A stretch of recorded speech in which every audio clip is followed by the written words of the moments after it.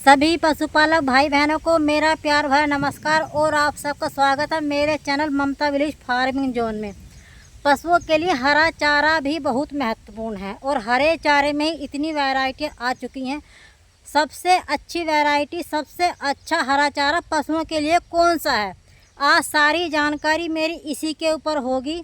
और यदि आप चैनल पर नए हैं, चैनल को सब्सक्राइब कर लेना, वीडियो पर अंत तक बने रहें। आज आ गई हूँ मैं अपने खेतों पर, क्योंकि वो जानकारी मुझे आपको बतानी थी जो आपके लिए ज़रूरी है। क्योंकि पशु तो हम पालते हैं मगर पशुओं के चारे पर ध्यान नहीं देते हैं। और आप फिर कहते हैं कि पशु हमारा कमज़ोर है, तगड़ा ही नहीं होता है।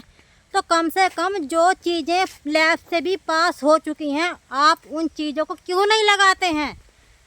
लगाएंगे, पशुओं को खिलाएंगे तभी तो पशुओं को फ़ायदा होगा। और ऐसा ऐसा चारा बोल लेते हैं, पशु खाकर छेड़ा कर रहा है उसको, तो फिर वो पशु को कहाँ गुण लगा उसका। तो चलिए, सारी जानकारी आज आपको इस वीडियो में मिलेगी। और यदि आप चैनल पर नए हैं तो हमारे चैनल को सब्सक्राइब कर लेना, वीडियो सारी अंत तक देखना, वीडियो को स्किप नहीं करना, तभी आपके सारी समझ में आएगी। क्योंकि मैं घर से बैठकर बताती आपको तो आपके समझ में नहीं आता इतने अच्छे से, जितना सामने जो चीज़ दिख रही है उससे समझ में आ जाएगा। इसीलिए आज मैंने सोचा क्यों ना आपके लिए, जब हम पर यह ग्रास है तो आपके लिए इस पर भी वीडियो बनाई जाए। यह वही हरा चारा है जिसको पशुओं के लिए सबसे नंबर 1 फीड बता रहे हैं।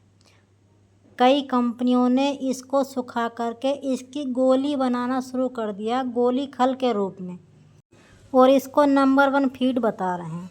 जब इसका सूखे चारे का इतना फ़ायदा है तो हम इसको हरा चारा बोएं अपने पशुओं के लिए, क्यों नहीं बो सकते हैं? ज़रूर बोइए। और आज सारी जानकारी मेरी इसी के ऊपर है, हमारे पास ये है। आज आपको ऐसी जानकारी बताने जा रही हूँ, आप भी चौंक जाएंगे। इस घास में दूध ही दूध है।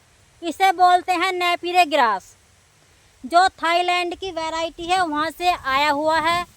जो ही भाई बहन पशु पालते हैं, इसको 1-2 बीघा अपने हिसाब से ज़रूर लगाएं।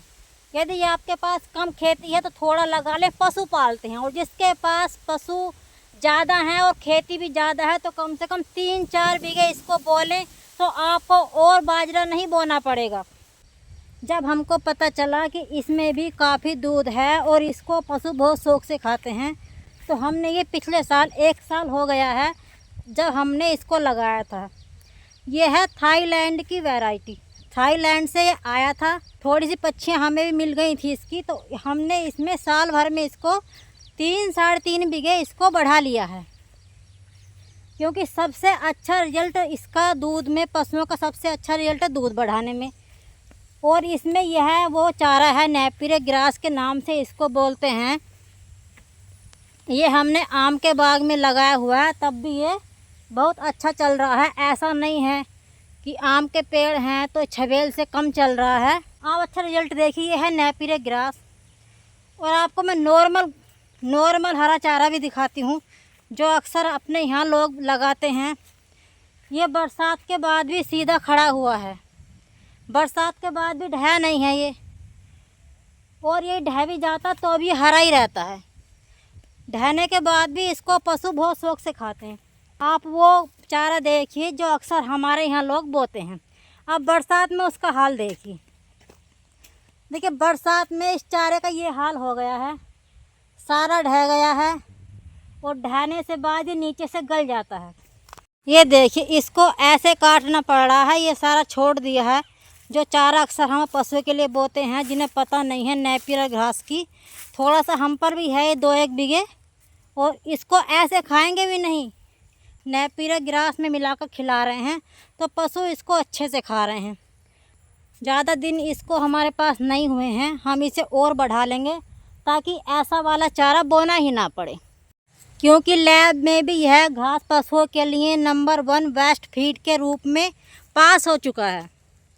इसमें सबसे अच्छा प्रोटीन इसमें अधिक है, जो पशुओं को दूध बढ़ाने के लिए चाहिए।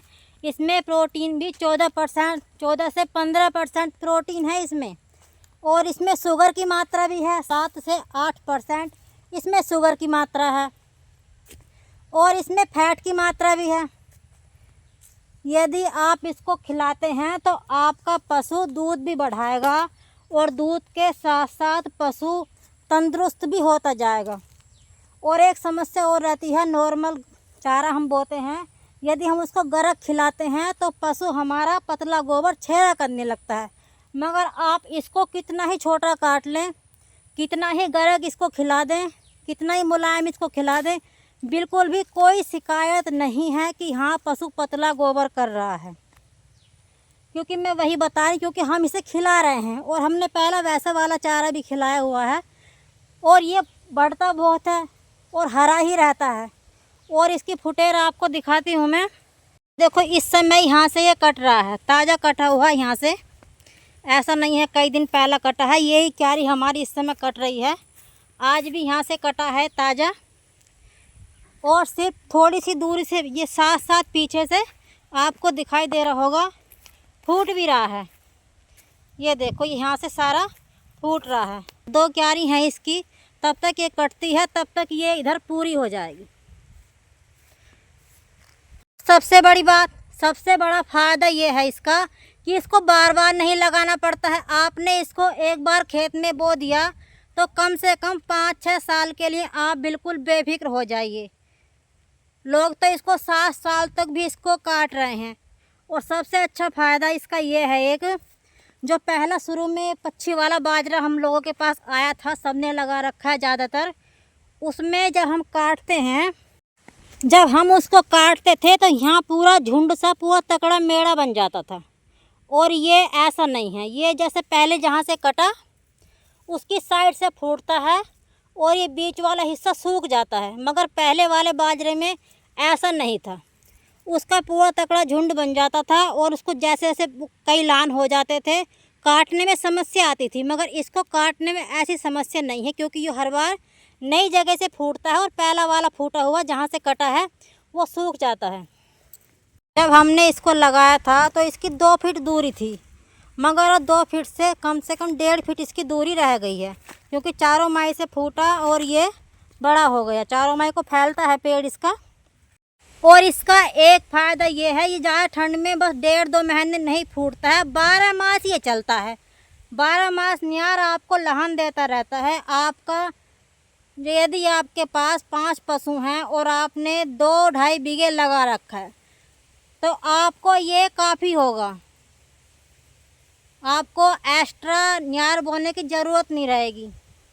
अंगोला जिस समय गन्ना ख़त्म हो जाता है, गन्ने का हरा अंगोला ख़त्म हो जाता है, और उधर बरसीन और जई भी ख़त्म हो जाती है। यदि ये आपके पास पहले से लगा हुआ है तो आपको एक दिन भी सूखा चारा नहीं खिलाना पड़ेगा। जब तक हमारा अंगोला ख़त्म होता है और जई वगैरह ख़त्म होते हैं तब तक यह फूटकर तैयार हो जाता है। और हम तो सर्दियों में इसमें जब ये कम फूटता है उस समय इसमें जई बखेर देते हैं। तो एक लहान जब ये कम फूटता है तो जई का बहुत अच्छा निकलता है। जो पहला वाला पच्छी वाला बाजरा था वो इतने लहान नहीं देता था। और उसमें एक शिकायत बहुत थी, उसकी जड़ में से जब वो ज़्यादा बड़ा हो जाता था, यदि उसको काटने में थोड़ा समय लग जाए, उसकी जड़ में से झाग से आते थे, आपने देखा होगा, जिसको जो पशुओं को नुकसान देता था। मगर इसमें ऐसा कुछ नहीं है। अभी मोटा इसका ये फैड़ा हो जाए, इसमें यह शिकायत नहीं है। और एक बात और बताऊं, कितना ही बड़ा इसका मेड़ा हो जाए, एक तो ये पकता नहीं है और ये गरक रहता है। इसको पशु बहुत शौक से खाते हैं। ये गरक रहता है, इसका डकोरा टाइट नहीं होता है, मीठा होता है, जिससे कि पशु खाते बहुत हैं। एक खास इसमें कितनी खास बातें हैं क्या बताऊं मैं, बताती मेरे याद भी नहीं आ रही, इतनी खास बातें हैं इसमें। यदि आपका पशु इसको खा रहा है, बिल्कुल बेफिक्र हो जाइए। आपका पशु इसके खाने के बाद पानी तक नहीं पिएगा, बहुत कम पानी पिएगा। इसमें पानी की मात्रा इतनी है। वैसा वाला चारा भी हमने अपने पशुओं को खिलाया है। पिछले साल एक क्यारी वैसे वाले चारे की भी थी। और वैसा चारा जब हमने इसको पहले ये लहान हमने लगाया था तो ये पहले फूट ही आया, तो हमने इसको पशुओं को खिलाया। उसके बाद हमारे जो हम पे पहले, क्योंकि ये उससे पहले फूट के तैयार हो गया, और जो हम पे पहले वाला बाजरा था वो जो हमने इसके बाद काटा, वो पशुओं ने कई दिन में जाके सही से खाया, क्योंकि इसका टेस्ट पशु को बहुत अच्छा लग रहा है। बिल्कुल भी इसको गेरते ही पशु ऐसे खा जाते हैं मानो बस खिलाए जाओ। यदि आपके पास बिना दूध वाले पशु हैं और आप उनको खल भी ना गेरें तो भी आपके पशु ऐसे ही तंदुरुस्त हो जाएंगे। बिना खल खिलाए आपके पशु मोटे तकड़े हो जाएंगे। इस घास को यदि आप अपने पशु को खिलाते हैं, ऐसा चारा है पशुओं के लिए नंबर 1 चारा। ये लैब से पास हो गया है। आप कहीं भी यूट्यूब पर सर्च करके देख लें नेपियर ग्रास। तो पशुओं के लिए जो चीज़ें चाहिए भरपूर मात्रा में वो सब इसमें है।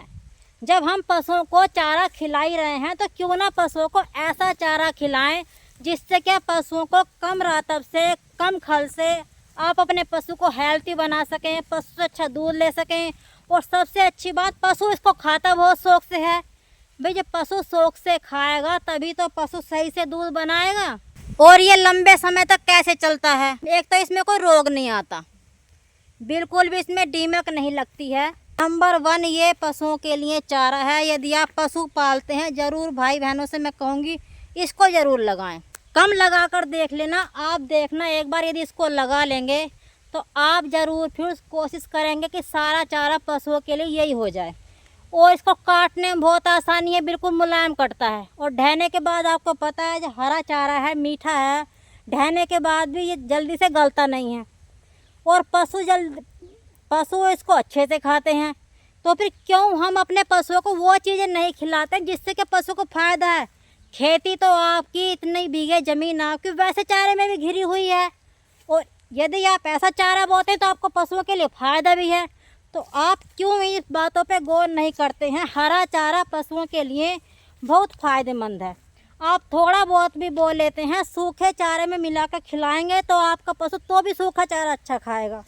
इसको खेत में कब लगाएं? 3 महीने तक फूटता नहीं है, नवंबर, दिसंबर और जनवरी। और इसके बाद आप जब भी अपने खेत में लगा लेंगे ये ज़रूर लहान देना शुरू कर देता है। शुरू का लहान तो इसमें कम से कम समय ले लेता है 50 से 55 दिन। और उसके बाद ये पीछे से 30 दिन में, 25 दिन में तैयार होता रहता है। आप काटते जाएंगे और पीछे से फूटता जाएगा, काटते काटते थक जाएंगे और आपके पशु खाते खाते मना नहीं करेंगे।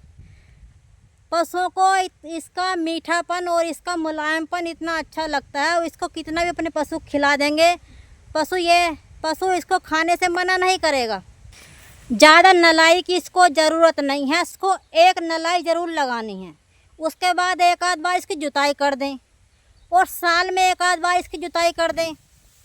उसके ज़्यादा इसमें कुछ ऐसा नहीं है। बहुत कम खाद से कुछ भी ऐसा स्प्रे करने की ज़रूरत नहीं है। इसको एक बार ज़रूर लगाकर अपने खेत में देखना, पशुओं को खिलाकर देखना, आप भी खुद मान जाएंगे, खुद हैरान हो जाएंगे। बातें पहले क्यों नहीं पता थी, क्योंकि पशु तो हम पाल लेते हैं मगर उनके चारे पर ध्यान नहीं देते हैं। जैसा पशुओं को आपने लाकर घेर दिया, पशु को तो पेट भरना, वैसे से पेट भरेगा।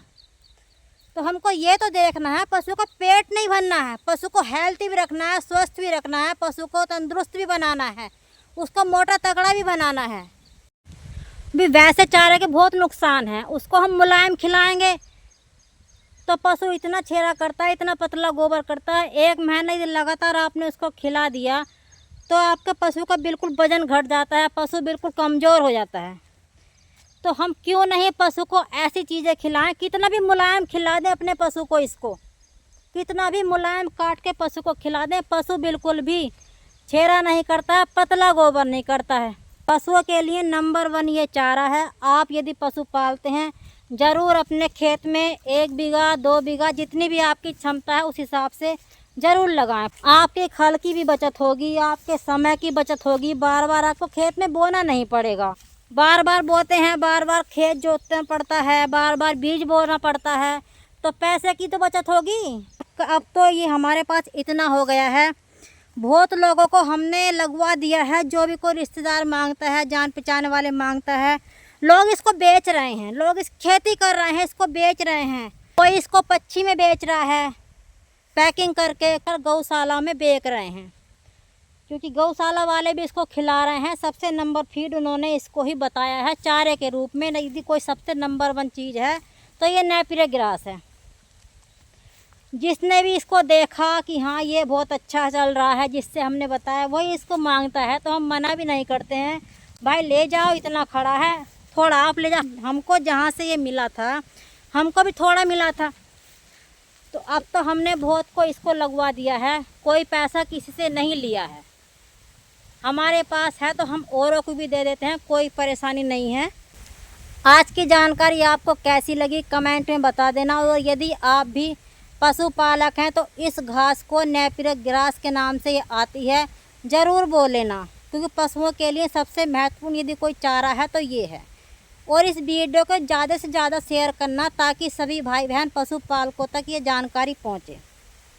बहुत फ़ायदेमंद है ये पशुओं के लिए, ये सारा कुछ मैंने आपको इसमें बता दिया है। और यदि आप चैनल पर नए हैं तो मेरे चैनल को सब्सक्राइब कर लेना, और फिर मिलेंगे किसी नई जानकारी के साथ। तब तक के लिए आप सबको मेरा प्यार भरा नमस्कार।